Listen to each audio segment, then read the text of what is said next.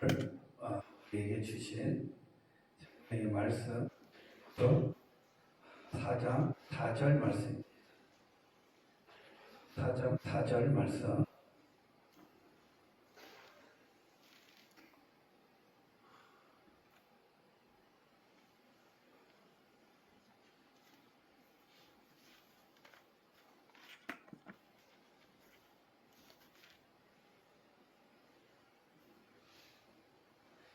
함께 하도록 하시겠습니다. 주 안에서 항상 기뻐하라. 내가 다시 말하노니 기뻐하라. 아멘. 하나님 은혜 가운데 이 말씀이 우리에게 생명이 되게 하시고 이 말씀을 통해서 한 주간 기쁨이 넘치는 우리의 시간을 살아 주님의 이름으로 축복합니다. 오늘 우리는 이 기쁨에 대한 주제를 가지고 함께 은혜를 나누고자 합니다. 여기서 말하는 이 기쁨은 우리가 단순한 감정에서 나오는 기쁨이 아닙니다. 그 이상의 의미를 가지고 있습니다.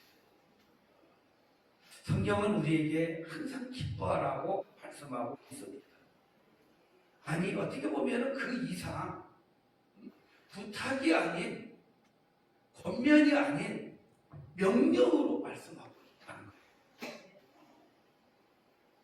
오늘 빌립보서 4장 4절에 이 사도 바울의 말씀, 주 안에서 항상 기뻐하라. 내가 다시 말하노니 기뻐하라. 이 권면하면 명령적으로 말씀하는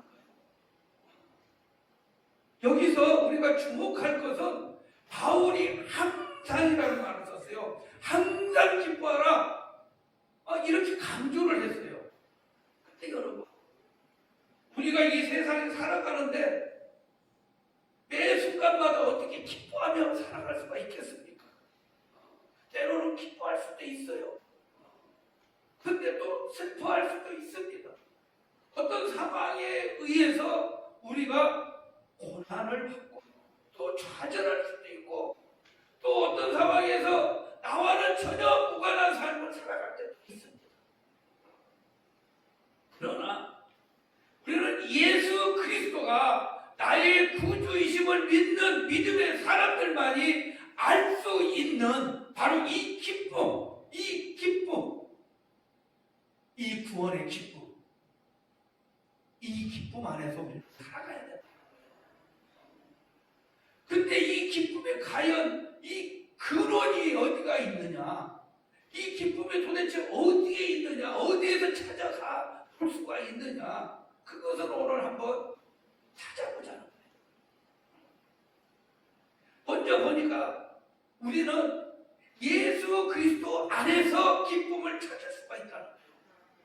예수 그리스도 안에서 오늘 말씀에도 있잖아요. 주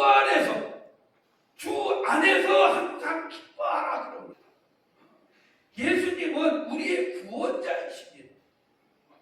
그분의 그 십자가 희생과 부활로 인하여 우리는 영원한 생명을 얻게 되었다는 거예요. 그 누구의 내 아버지, 내 육적인 어떤 부모님에 의해서 된 것도 아니고 그 어떤 위인을 통해서 된 것도 아니고 오직 예수 그리스도 그분이 나의 구원자이시고 그분의 십자가 희생과 부활을 통해서 우리는 영원한 생명을 갖게 되었다는 거예요. 이 복음은 단순한 지식이 아닙니다. 우리의 삶 속에서 실제로 적용되는 능력이에요. 우리가 예수 안에 거할 때 그분이 주시는 구원의 기쁨은 이 세상 그 어떤 것으로도 그 기쁨을 빼앗을 수가 없다는 거예요. 누가 빼앗을 수가 있습니까? 왕 대신 그 왕께서 우리에게 주시는 기쁨인데 과연 누가 뺏을 수가 있겠습니까? 요한복음 15장 11절 말씀 보겠습니다. 요한복음 15장 11절에 예수님은 이렇게 말씀하셨어요. 내가 이것을 너희에게 이름은 내 기쁨이 너희 안에 있어 너희 기쁨을 충만하게 하려 함이라 그랬습니다. 주시는 이 기쁨은요, 이 세상에 줄 수 없는 영원하고 변하지 않는 참 기쁨인 줄 믿습니다. 우리는 그분이 우리를 위해 행하신 일, 우리에게 주신 구원의 선물에 늘 감사하며 항상 기뻐하며 살아가야 될 줄 믿습니다. 제가 오늘 새벽기도 끝나고 나서 말씀을 읽으면서 오늘 준비한 이 말씀을 쭉 다시 읽으면서 여기에 과연 적합한 이야기가 없을까라고 찾아보다가 어저께 날짜에 조선일보에 실린 글을 그게 뭐냐면은 우리가 꼭 30년이 될 것 같아요. 30년. 바로 내일 10월 21일 이 30년이 된 성수대교 붕괴 사건. 벌써 30년이 됐다.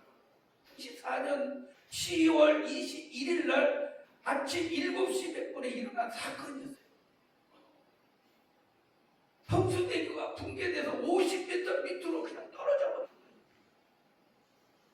이 사건 속에서 아주 신실한 청년을 발견할 수 있어요. 조선일보 이 사회면에 나온 기사에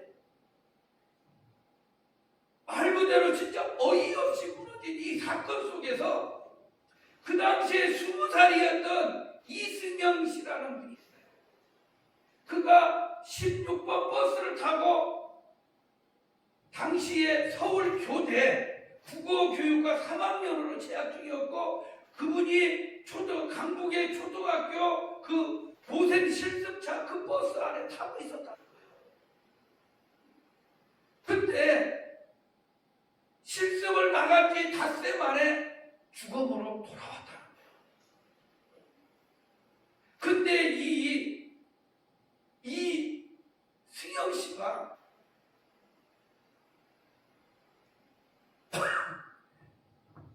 정말로 하나님 앞에 사랑받는 그런 청년이었다. 그 누구보다도 사랑을 먼저 실천하기를 원했다. 그래서 나중에 이 승영 씨의 일기장을 어머니가 발견하게 되었는데 그 일기장에 14가지의 소원이 기록되어 있었어요. 그게 뭐냐면은 첫 번째는 100명 이상의 전도한다. 100명 이상에게 전도한다 그러고 두 번째로는 목사관을 짓는다.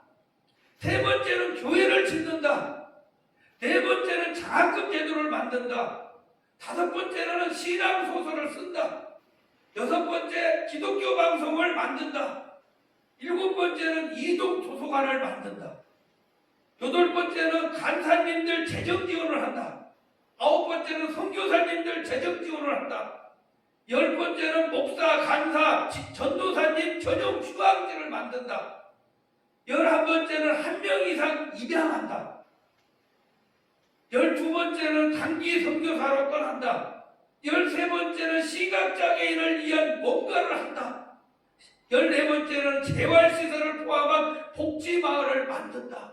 이 14가지를 이렇게 기록을 해놨다는 거예요. 이 청년이. 자기 일기장에. 그런데 이 승영 씨가 이런 불의의 사고를 통해서 세상을 떠났고 그가 이게 이루지 못할 이제 영영 이 세상에서 이 꿈을 이 소원을 이루지 못하고 한 걸로만 생각을 했어요. 근데 그가 이 불의의 사고를 통해서 보상금을 받은 게 2억 얼마가 돼요. 이 돈이 남서울교회 장학 그 기금으로 만들어져서 많은 사람들에게 학생들에게 지금도 장학금을 지급하고 있다는 거예요. 그리고 또 100명 이상에게 전도를 한다는 게 실현이 되었다는 거예요. 그로 인해서. 그 다음에 유족에게 지급된 그 금액을 전부 다 교회에 헌금함으로 인하여 목사관이 지어지고 만들어지고 또 교회를 지어지고 그 다음에 장학금 제도가 만들어지고 그가 국어교육과를 지망했듯이 이 청년은 시를 잘 썼다고 그래요. 그래서 이 시가 또 그동안 써왔던 것들을 해서 시라는 소설을 쓰게 된 겁니다. 그리고 또 아직 이루지 못한 게 기독교 방송을 만들지 못했다는 거예요. 지금은. 그리고 이동도서관을 만들었는데 이 이동도서관도 군부대에 이동도서관 차량을 그리고 책을 지원함으로 해서 이게 이루어졌다는 거예요. 그리고 아직 이루지 못한 것은 재정적인 지원, 간사님들, 선교사님들 이분이 직접 지금 없기 때문에 그 다음에 한 명 이상 입양한다는 것은 누구를 통해서 이루어졌냐?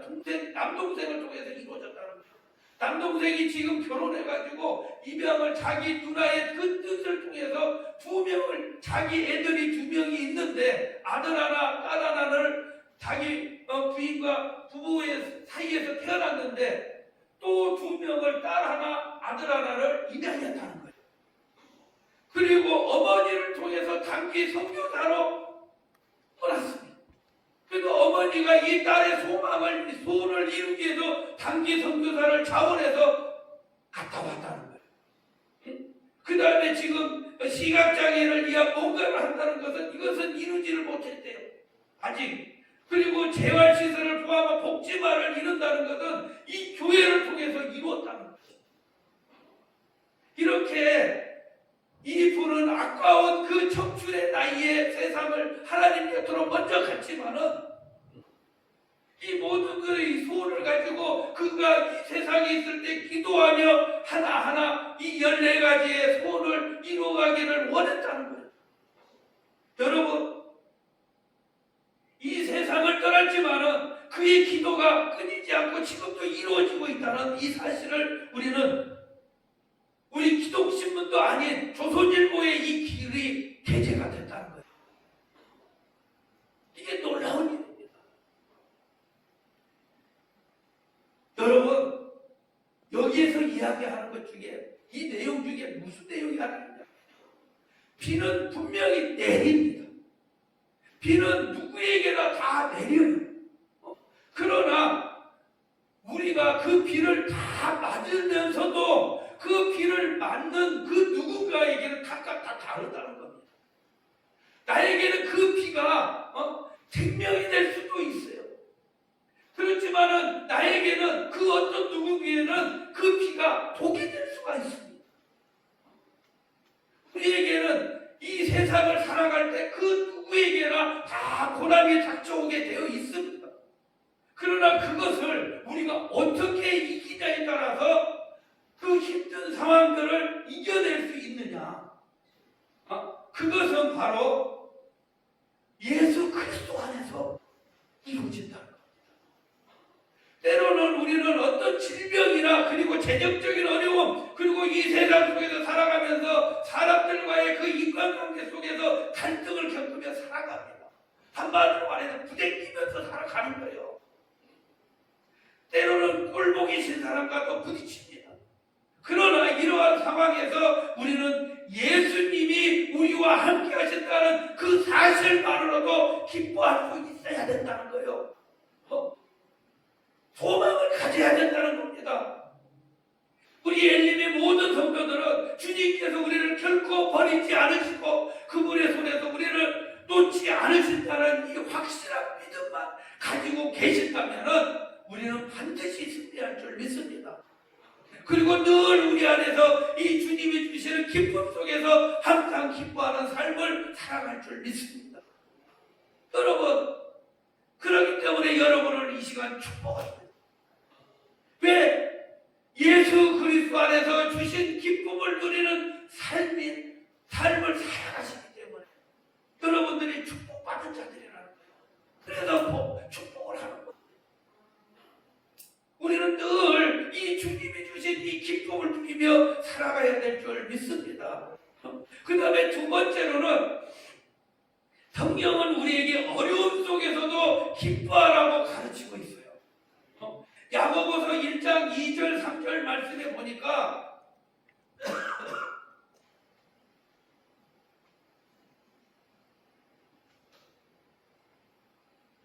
야고보서 1장 2절부터 2절 3절. 대형제들아, 너희가 여러 가지 시험을 당하거든 온전히 기쁘게 여겨라. 이는 너희 믿음의 시련이 인내를 만들어 내는 줄 너희가 알리라 그랬어요. 자, 세상적으로 보면요, 이 고난이라는 것은 당연히 슬픔과 어떤 좌절을 가져오게 되어 있습니다. 그러나 우리가 믿음 안에서 우리는 이 고난을 다른 시각에서 찾아봐야 돼요. 우리 앞에 있는 이 고난은 우리의 믿음을 연단하고 더 견고하게 세워가는 도구일 뿐이라는 거예요. 이것을 알고 내게 이런 고난이 와서 나는 도저히 이러면서 좌절해버리면 안 된다는 거예요.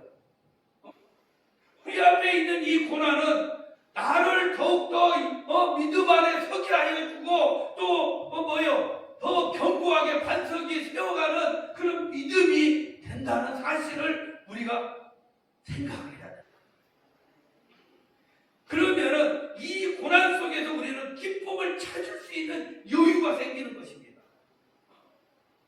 그리고 그 기쁨 속에서 기뻐할 수 있는 이유를 찾게 되는 거예요. 그것이 바로 이 고난을 통해 하나님이 더 큰 계획을 이루고 계시기 때문에 이 고난만 뛰어넘으면 하나님이 이미 예비해 놓으신 큰 상급이 있다는 거예요. 선물이 있다는 거예요. 자, 사도 바울의 삶에서 우리가 한번 찾아볼게요.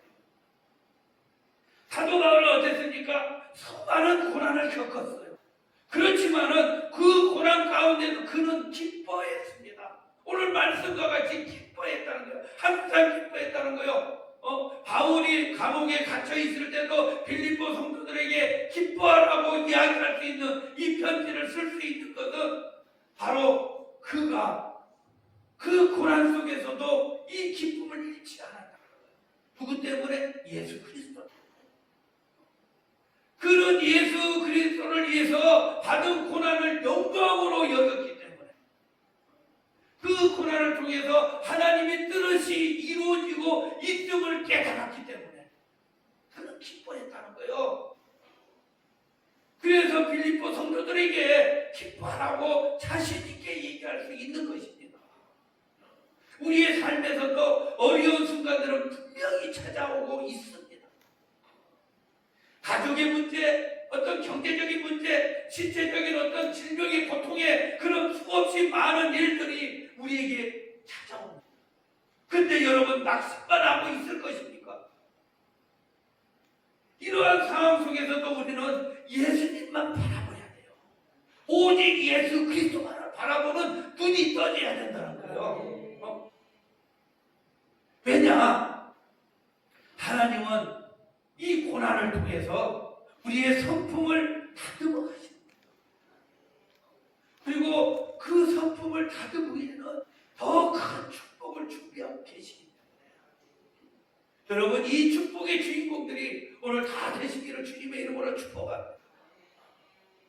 그 다음에 우리가 세 번째로 보니까 우리는 성령 안에서 기뻐할 수가 있어요. 갈라디아서 5장 22절에 한번 보겠습니다. 갈라디아서 5장 22절에 오직 성령의 열매는 사랑과 희락과 함정과 오래 참음과 자비와 양선과 충성과 온유와 절제니 이것을 금할 법이 없느니라. 그랬어요. 이게 이 성령의 열매, 이 열매 속에서 우리는 뭘 찾아야 돼요? 기쁨을 찾아야 돼요. 성령님은 우리의 삶 속에서 역사하십니다. 우리를 예수님과 더욱 깊은 관계를 갖게 해줘요. 그분의 임재 안에서 우리는 세상적인 조건에 얽매이지 않는 이 기쁨을 누릴 수 있다. 성령 충만한 삶은요, 기쁨으로 가득 찬 삶입니다. 여러분, 성령 충만하죠? 늘 내 안에 기쁨이 충만. 그냥 누가 뭐라 해도 바보같이 좋아요. 성령님께서 우리의 마음을 채우실 때 우리는 세상적인 어려움에 결코 흔들리지 않고 오히려 하나님에 대한 신뢰 속에서 기뻐하게 되는 것입니다. 성령님은 우리가 예수님을 더 깊이 알게 하시고 그분과 사랑, 그분의 그 사랑과 은혜를 깨닫게 하시는 겁니다.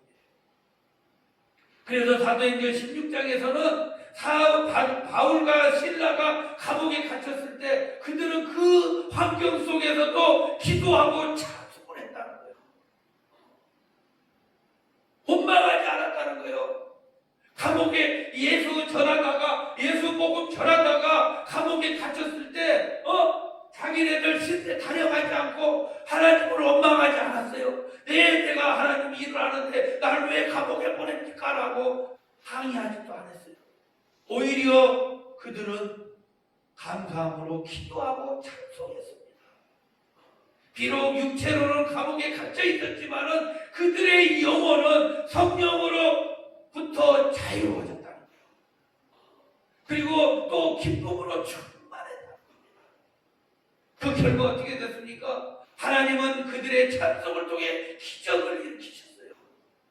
간수와 그 가족 모두가 예수를 믿게 되는 그런 놀라운 역사를 이루어 가십니다. 우리도 성령님의 인도하심 속에서 기쁨을 누릴 수가 있습니다. 그분의 도우심으로 우리는 예수님의 말씀을 더욱 깊이 깨닫고 매 순간마다 그분의 사랑을 우리가 몸소 체험하며 나갈 수가 있는 거예요. 기쁨은요, 성령께서 우리 안에서 맺으시는 열매입니다. 우리가 이 기쁨을 늘 누리면서 살아갈 수 있어야 돼요. 성령의 인재 속에서 항상 기뻐할 수 있는 그런 삶이 우리가 되어져야 된다. 그래서 항상 그 기쁨이 충만한 은혜로 나타나시기를 축복합니다. 그 다음에 네 번째로는 우리는 이 기쁨을 나누는 삶을 살아야 돼요. 나 혼자 그냥 기뻐하면 안 돼요. 우리가 받은 이 기쁨은 혼자 간직할 것이 아니라 다른 사람들과 우리의 이웃과 함께 나누어야 될 기쁨인 줄 믿습니다. 예수님께서 우리에게 주신 이 기쁨은요, 이웃에게 흘러가야 돼요.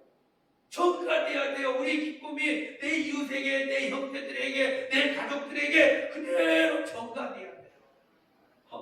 또 말 그대로 임파테이션 돼야 돼요. 빌립보서 오늘 4장 5절 한번 보겠습니다. 4장 4절 말고 5절 한번 보겠습니다. 너희 간영을 모든 사람에게 알게 하라. 주께서 가까우시니라 그랬어요. 모든 사람에게 알게 하라는 거예요. 우리의 기쁨은 단지 우리의 감정이 아니라 우리의 삶 속에서 실천되는 그런 행위로 나타나야만 합니다. 우리는 이 기쁨으로 다른 사람들을 섬기고 또 복음을 전하는 그런 삶을 살아야 될 텐데, 이게 진정한 예수님의 제자의 삶이에요. 예수님은 제자들에게 새로운 계명을 주셨어요. 뭐라고 하셨냐면 요한복음 13장 34절에 뭐라고 말씀하시냐면 내가 너희를 사랑한 것 같이 너희도 서로 사랑하라. 우리 주님이 나를 사랑한 것 같이 나도 내 이웃을 사랑하라는 거예요. 내 형제를 사랑하라는 거예요. 여러분, 우리가 이 사랑을 실천하고 이웃을 섬길 때 바로 그리스도의 사랑과 기쁨이 우리를 통해서 흘러가게 되어 있습니다. 그 결과 어떤 현상들이 나타나냐면 다른 사람들도 예수님의 사랑을 경험하게 됩니다. 그래서 그들이 예수 앞에 오는 거예요. 나갔던 자는 돌아오는 거예요. 우리의 삶의 기쁨은 더욱더 깊이 더해져만 가야 될 줄 믿습니다. 그래서 그 기쁨이 우리의 모두에게, 우리 주변에 있는 모든 사람들에게 흘러가는 그런 은혜가 있기를 주님의 이름으로 축복합니다. 마지막으로 우리는 항상 기뻐하는 삶을 실천하는 방법에 대해서 생각하고 고민해야 돼요. 이것은 뭐냐면은 늘 묵상해봐야 된다. 하나님과 어떻게 하면 하나님 우리가 늘 이렇게 기뻐하며 살아갈 수 있겠습니까? 예수 안에서 기뻐하는 것은 이제 선택이 아니라 우리 주님이 말씀하신 대로 명령입니다. 명령. 그렇게 살아가야 돼요. 그렇게 안 살아가면 다른 말로 얘기하면 혼났다는 얘기예요. 그래서 우리의 삶에서 매 순간 하나님을 의지하며 그분의 말씀에 순종할 때 우리는 기쁨을 누리며 살아가게 되는 것입니다. 그래서 일상 속에서 매일 하나님께 감사하는 시간을 갖는 것, 또 그분의 은혜를 우리가 날마다 기억하고 찬양하며 살아가는 그 삶을 통해서 우리의 기쁨은 더욱더 충만하게 되어집니다. 또한 기도의 생활, 이 기도의 생활을 통해서 우리는 성령님의 도우심을 구하고 또 그분의 인도하심을 받으며 이 기쁨을 계속적으로 유지해 나갈 수가 있는 것입니다. 하나님께서는 우리에게 기쁨으로 가득 찬 삶을 분명하게 약속해 주셨어요. 우리는 세상이 줄 수 없는 이 평안과 이 기쁨을 예수 안에서 누릴 수 있고 또 그 기쁨을 다른 사람에게 나누며 살아가야 한다. 오늘은 우리는 이 말씀을 통해서 또한 충분하게 깨달을 수 있습니다. 결론적으로 예수 그리스도 안에서 우리는 항상 기뻐할 수 있는 이유가 있습니다. 그것은 바로 그분이 우리의 구원자이시고 영원한 생명을 우리에게 주신 분이시기 때문입니다. 그분의 사랑과 희생을 우리가 기억할 때 우리는 어떤 상황 속에서도 결단코 흔들리지 않는 그런 기쁨을 누릴 수가 있는 것입니다. 또한 성령님의 도우심으로 우리는 영원히 변치 않는 기쁨을 체험하면서 그 기쁨을 세상 속에 흘러보낼 수가 있어야 한다. 세상은 우리에게 많은 도전과 어려움을 줍니다. 때로는 낙심할 때도 많고 눈물 흘리는 순간도 많습니다. 하지만 하나님의 말씀은 우리에게 항상 기뻐하라고 말씀하고 있습니다. 그런 상황이 닥쳐도 기뻐하라는 거예요. 현실을 무시하거나 부정적인 그런 감정을 억누르리라. 그렇게 해서라도 기뻐하라는 거예요. 오히려 우리의 기쁨의 근원이 바로 예수 그리스도이기 때문에 그분은 우리가 죽을 수밖에 없는 그 죄 가운데 그 구렁텅이에서 건져내신 분이에요. 살리신 분이에요. 우리에게 생명을 주신 분이에요. 그렇기 때문에 우리는 어떤 상황 속에서 그 기쁨을 잃지 말라는 것입니다. 바울이 감옥에 갇혔을 때도 기뻐할 수 있었던 것은 바로 그가 예수님을 바라보고 있었기 때문에, 주님을 바라보는 눈이 열렸기 때문에 이제 우리가 바라봐야 할 대상은 물질이 아니고 명예도 아니고 오직 예수라는 거예요. 오직 예수 그리스도 그 한 분만을 바라보라는 거예요. 세상적인 조건에 우리의 시선이 고정되어서는 안 됩니다. 오직 예수님께 초점을 맞춰야 되는 거예요. 그래야 우리가 흔들리지 않는 그 기쁨을 날마다 누리며 살아가는 것입니다.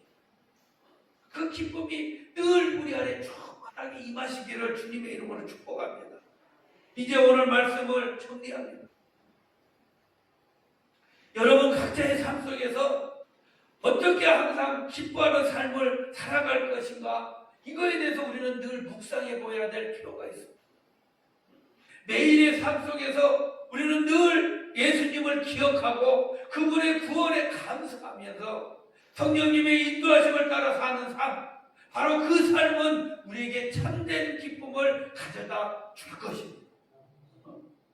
바울이 빌립보에서 다시 한번 강조했듯이 주 안에서 항상 기뻐하라. 내가 다시 말하니 기뻐하라. 이 말씀을 우리가 늘 간직하고 기억하면서 우리 삶의 모든 순간을 예수님께 맡겨야 될 줄 믿습니다. 그분의 그 기쁨 속에서 살아가는 여러분들이 되시기를 주님의 이름으로 간절히 축복합니다. 이 기쁨이 우리 교회 안에, 또 우리들의 가정 안에, 우리의 삶의 터전 안에, 그리고 우리의 이웃에게 이와 같은 기쁨이 늘 함께하기를 주님의 이름으로 축복합니다. 기도하시겠습니다. 아버지 감사합니다. 우리가 예수 그리스도 안에서 기쁨을 누릴 수 있음을 이 시간 감사합니다.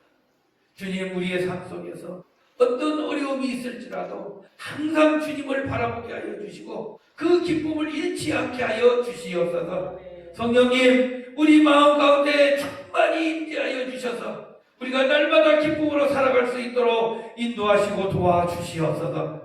세상 속에서 기쁨의 증거가 되는 삶을 살게 하여 주시고 그 기쁨을 이웃과 나누며 예수님의 사랑을 전하는 도구가 되게 하여 주시옵소서.